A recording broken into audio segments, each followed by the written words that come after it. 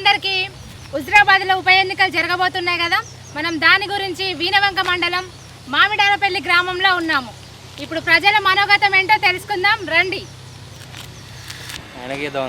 ఎందుకు పనులు మాకడం కొంచెం ఆయన తరపున మేము ఎప్పుడు కానీ ఆయన గెలిచిన శాంతి ఆయన పార్టీ టీఆర్ఎస్లో వచ్చిన శాంతి ఆయన ఎమ్మటే ఉన్నాం మేము.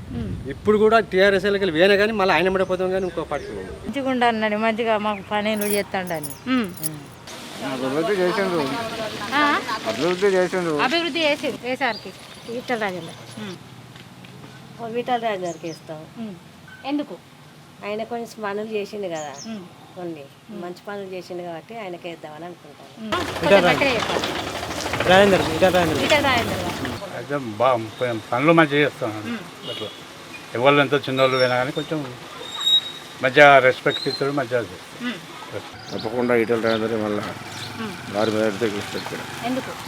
ఎందుకంటే ఆయన మచ్చలేని వ్యక్తి, అందరికీ సమ పొలంలో న్యాయం చేసే వ్యక్తి. అయినా దేనికైనా కానీ మాకు సహాయపడ్డాడు. ఇక్కడ ఎలాంటి ఏ ఇబ్బంది లేదన్నా కానీ అందుకే ఆయన మనస్తత్వం చూసి ఆయన పోటీ అనుకుంటారు. ఇక్కడ పరిస్థితులు మాత్రం దాదాపు బీజేపీకి ఈటల రాజేందర్ గారు బీజేపీకి చేరింది కాబట్టి ఇంతకుముందు కూడా యువకులు అందరం బండి సంజయ్కి సపోర్ట్ చేసినాం.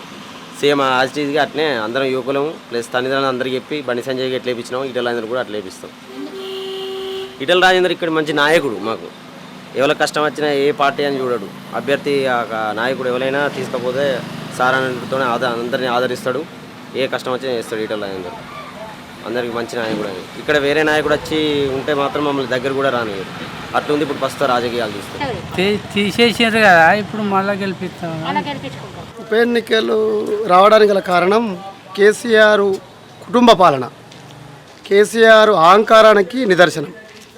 ఈ హుజరాబాద్ నియోజకవర్గ ప్రజలందరూ తప్పనిసరిగా ఇట్లాంటి నాయకత్వం 20 ఏళ్ళ నుంచి కష్టపడి ఈ తెలంగాణను ఏర్పడడానికి సమిష్టి కృషి చేసిన ఇంత పెద్ద నాయకుడిని ఇట్లా ఇబ్బంది పెడితే సామాన్యమైన ప్రజానికానికి పెన్షన్లు ఇస్తామని, డబుల్ బెడ్రూమ్లు ఇస్తామని, 3 ఎకరాల భూమి ఇస్తామని, కొన్ని ఏ ఒక్కటి ఇప్పుడు పెన్షన్ అనేది కానీ రేషన్ కార్డు అనేది కానీ సెకండ్ టైం వచ్చిన గవర్నమెంట్ నుంచి రోజు రేపు వచ్చే సంవత్సరం బడ్జెట్, ఈ సంవత్సరం బడ్జెట్ అని కూడా చెప్పుకుంటా వాయిదేసుకుంటూ ఈ ఎలక్షన్ రాగానే ఈ గ్రామానికి 30 లక్షలు, ఆ గ్రామానికి 40 లక్షలు అని ఇట్లా మాయమాటలు చెప్పి పెద్ద పెద్ద నాయకులను, ఉద్యమానికి ముఖ్యంగా మాట్లాడిన వ్యక్తులను, ముఖ్యంగా పనిచేసిన నాయకులను అందరినీ పక్కన పెట్టి కొత్త నాయకులను, ఈ తెలంగాణ రావడానికి ద్రోహం చేసిన నాయకులను దగ్గర చేర్చుకొని వాళ్ళతోటి రాష్ట్ర గవర్నమెంట్ నడపడానికి కొత్త నాయకులను తీసుకుంటే పాత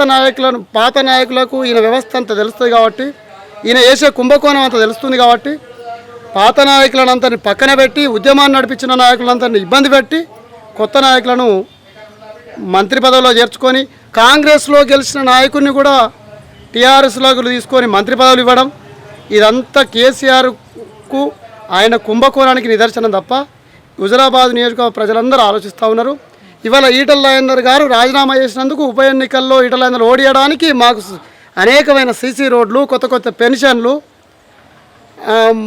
రోడ్లే కాకుండా పెన్షన్లని, రోడ్లని, రేషన్ కార్డులని ఈ రకంగా జనాలను మభ్యపెట్టడానికి ఇవ్విస్తామని సిద్దిపేటలో హరీష్ రావు ఫంక్షన్ హాల్లో పెడుతున్నారు ఓట్ల.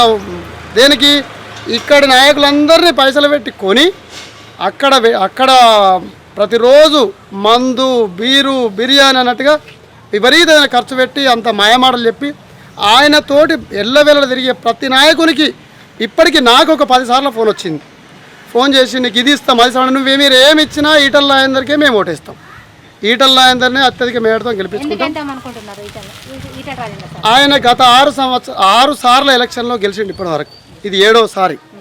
6 ఎలక్షన్లో నిలబడి ఆయన చేసిన సేవ ఎనలేనిది. దాదాపుగా ఈ నియోజకవర్గంలో 100కి 80% ప్రజానికానికి ఆయనకు పరిచయం ఉన్న వ్యక్తులే. అది కాకుండా ప్రతి కుటుంబాన్ని ఆయన ఆదరించిండు, ఏదో రకంగా సాయం చేసిండు.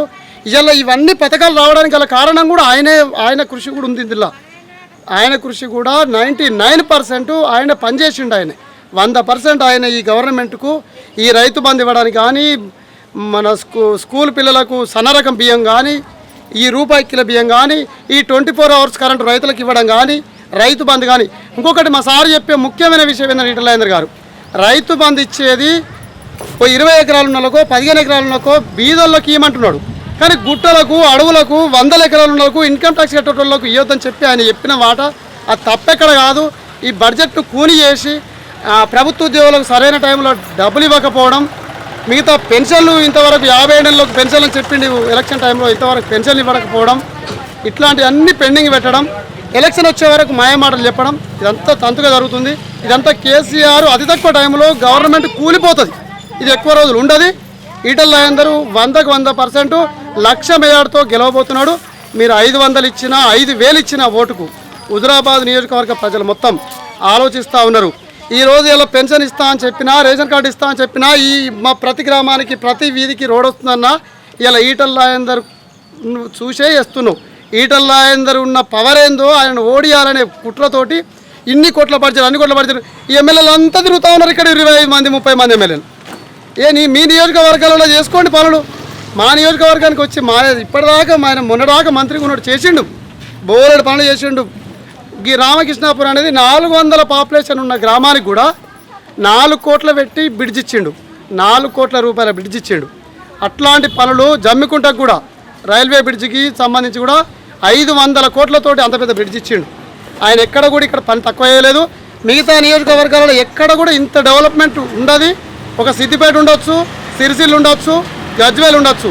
ఈ 3 ప్రాంతాలలో ఎట్లుందో ఇంకొకటి మా ప్రజలు ఇంకొకటి ఏమడుగుతున్నారంటే ఇవన్నీ ఇవ్వడం మా సార్ అదృష్టం. ఓకే, మా నియోజకవర్గ ప్రజల అదృష్టం, మా సార్ 100% గెలవడం ఖాయం. ఇంకొకటి ఏమంటున్నారంటే చింతమడకలో ఒక్కొక్క గ్రామానికి ఎట్లయితే 10 లక్షలు ఇస్తున్నావో మా గ్రామానికి కూడా మా మొత్తం నియోజకవర్గంలో ఉన్న గ్రామాలలో కూడా అదే రకంగా నీ ఊర్లో ఎందుకు ఇస్తావు? మా దగ్గర కూడా ఈ ఎలక్షన్లో గెలిపిస్తాం. మా ఎలక్షన్లో కూడా నువ్వు అదే రకంగా 10 లక్షలతోటి ఒక్కొక్క కుటుంబానికి ఇవ్వు. ఎందుకు అక్కడ ఒక దగ్గర ఎందుకు ఇచ్చుడు? అన్ని గ్రామాలలో ఇప్పుడు ఈ ఎలక్షన్ ఉంది కదా, ఇక్కడ కూడా అదే తంతు స్టార్ట్ అయ్యి మొత్తం రాష్ట్రంలో ఆ రకంగా బడ్జెట్ పెట్టి ఇవ్వడానికి ప్రయత్నం చేయండి. మేము ఇప్పటి వరకు ఈటల రాజేందర్ తోటి కష్టపడ్డాం, తెలంగాణ రావడానికి అనేక రకాల కృషి చేసిండు సార్ కూడా. మేమందరం ఆయన విన్నట్టున్నాం. ఇప్పటికి కూడా ఆయన పొమ్మల లేక పొగబెట్టినందుకు ఆయన పార్టీ మారాల్సి వచ్చింది. 100కు 100% హుజురాబాద్ నియోజకవర్గ ప్రజలందరూ సార్ వైపునే ఉన్నారు, మెజార్టీతో గెలుస్తాడు. ఎందుకు 3 ఎకరాల భూమి ఇస్తానని ఇయ్యలేదు, మాకు డబుల్ బెడ్రూమ్లు ఇస్తానని ఇయ్యలేదు. మేము ఈటల రాజేందర్కే ఓటేస్తాం. మాకు ఈటల ఎందుకు వేస్తాను? ఎందుకంటే ఇవి అడుగుతామని. ఇవి డబుల్ బెడ్రూమ్ ఇల్లు శాంక్షన్ చేసిరు కేసీఆర్ గారు. మాకు ఇప్పుడు మామిడారపల్లికి ఒక డబుల్ బెడ్రూమ్ ఇల్లు కూడా రాలేదు. పేదవారికి అని చెప్తుండ్రు, కానీ ఒక్కరికి కూడా పేదవారికి వర్తిస్తలేదు. మాకు ఇప్పుడు ఒక ఇల్లు ఉన్నది, అందరి పొత్తులో 3 కుటుంబాలు జీవిస్తున్నాం అందులోనే. మరి డబుల్ బెడ్రూమ్ ఇల్లు ఇస్తా అన్నారు కానీ ఒక్కరికి కూడా ఇస్తలేరు. మేము పద్మశాలి, మాకు డబుల్ బెడ్రూమ్ ఇల్లు ఇవ్వాలని మేము కోరుకుంటున్నాం. ఈ ఈటల రాజేందర్ గారు ఇస్తామని హామీ ఇచ్చారు. మాకు ఇక్కడ ఈటల రాజేందర్ గారికి మేము అందరం ఓట్లేస్తాం. మాకు చేసిన సేవకొని మేము మర్చిపోము. మాకు ఓకే ఈటల రాజేందర్. మీరు ఓటు వేయాలనుకుంటే ఎవరికి వేస్తారు? ఈటల రాజేందర్కి వేస్తాం. ఎందుకు వేస్తాం? మాకు పనులు చేసిండు ఆయనే. ప్రతి ఒక్కరుగా ఒక ఎమ్మెల్యే అభివృద్ధి చేసిండని లేదు, మాకు మొదటి నుంచి అభివృద్ధి ఉంది. సేమ్ అదే ఈటల రాజేందర్ గారికే ఎక్కువ సపోర్ట్ ఉంది అనిపిస్తుంది. ఎందుకంటే ఎప్పటి నుంచో అంటే 4 times అట్లా హుజురాబాద్ నుంచి గెలిచిండు కదా. ఏమనుకుంటానో మాకు మాఫీ చేస్తానని అంటాను కేసీఆర్. మీరు ఓటు ఎవరికి వేస్తారు? కేసీఆర్కి ఇస్తాం. ఎందుకు? కేసీఆర్కే ఇస్తాం. ఎందుకు? ఇక ఆయన పింఛన్లు ఇస్తాడా, లేని వాళ్ళకు అది ఇస్తాడు ఇది ఇస్తాడా, అతనికి ఇస్తాం. ఈ హుజురాబాద్ నియోజకవర్గ ప్రజలను మరిచిపోయి లేనిపోని అభాండాలు ఈటల రాజేందర్పై గారిపై వేసి ప్రజానికం ఈరోజు అస్తవ్యస్తమవుతుంది. కరోనా వల్ల బాధపడుతున్నది.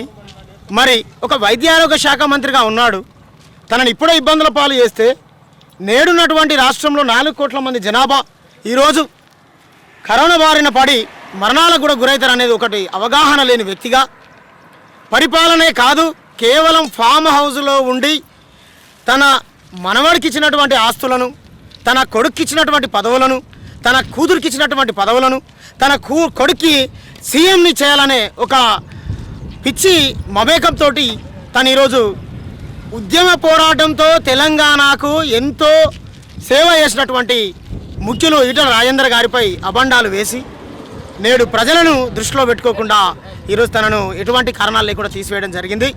ఎన్నికల విషయం వస్తే ప్రెస్కు భయపడు లేదా టీవీకి మేము కనబడతామని భయపడు ప్రజలు మాత్రం ఏదో చెప్తున్నారు. కానీ ఇన్నర్గా ఈటల రాజేందర్ గారి బొమ్మనే ప్రతి ఒక్కరి గుండెలో ఉంటుంది. అది కేవలం ఈ మామిడాలపల్లె కాదు, చూసినటువంటి అయితే మనము హుజరాబాద్ నియోజకవర్గం మొత్తం చూసినట్టయితే ప్రజలు ఏ విధంగా ఉన్నారో చూస్తున్నాం. మనం ఈరోజు ప్రతి మీడియాలో వస్తున్నది ఈటల రాజేందర్ గారి వెనుక ఏ విధంగా ఉన్నదో మనం చూస్తున్నాం. నేడు కూడా ఆయన గురించి మాట్లాడుతున్నారు తప్పుగా. మీరు నిజంగా అవగాహన ఉంటే ఈరోజు రాజన్నను అట్లా చేసిరు, అదేవిధంగా ప్రజలను కూడా ఇబ్బంది పెట్టిరు. నేడు మీరు ఎవరికి వేస్తారు ఓటు? మేము తప్పకుండా ఈటల రాజేందర్ గారికి ఇస్తామండి. ఎందుకు అనుకుంటున్నారు? ఎందుకు అనంటే ఒక బహుజన బిడ్డగా ఇంటింటికి వాడవాడకి గల్లీ గల్లీకి మనుషులతో మమేకమైనటువంటి నాయకుడు ఈటల రాజేందర్ గారు. ఏ విధంగా అంటే ఒక చావు జరిగింది అని అన్న వెంటనే తెలుసుకుంటే వచ్చి వాళ్ళకి ఆర్థిక సహాయం కూడా చేసి వెళ్తారు ఈటల రాజేందర్ గారు. అదే నేను ఎందుకు పోవాలి, నేను ఒక అఫీషియల్గా ఉన్నా కదా, నేను